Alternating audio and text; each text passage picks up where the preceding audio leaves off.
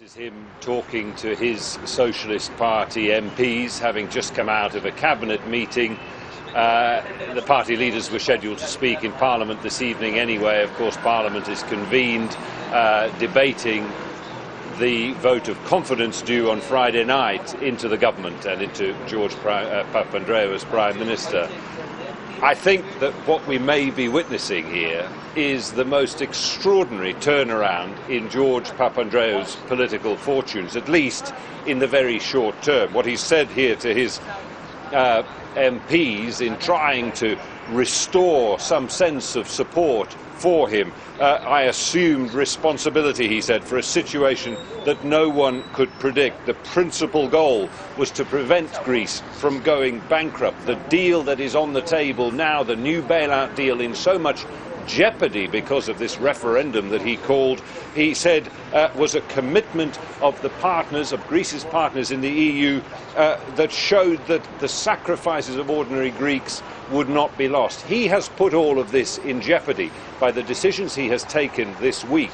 The turnaround now seems to be coming out of that cabinet meeting which ended about an hour ago, in which he told his cabinet ministers that talks would begin with the opposition New Democracy Party to try and form some sort of coalition government, which the opposition is in favour of. They've said that, a transitional government towards general elections, one though that would in the meantime immediately pass the new terms of the bailout. And if that consensus was reached, he told them, there'd be no further need for a referendum. He praised the opposition for coming to its senses. He said he was glad this referendum issue had brought people to their senses, which is astonishing when you consider that all week here in Greece and in the Eurozone generally, people have considered that George Papandreou himself had gone completely mad.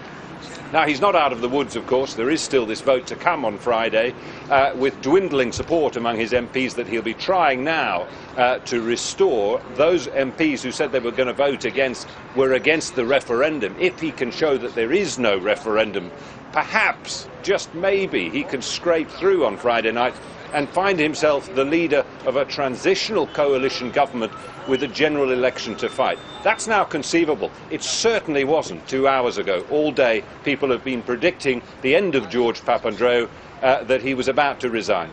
Indeed. If we do see a coalition of national unity forming, how likely is it that Greeks will want him to stay at the helm? Well, Greeks won't necessarily be given that choice, at least not in the short term. This would be a transitional government. It seems that the opposition is demanding that he stay at the helm. The reason, quite probably, is that they want to be sure that when they come to fight a general election, they are fighting one against George Papandreou, who is bitterly unpopular in this country, rather than his finance minister, Evangelos Venizelos, who is a much stronger, more popular politician that they wouldn't necessarily want to be fighting an election against. So the Greek people will be asked to decide at a general election.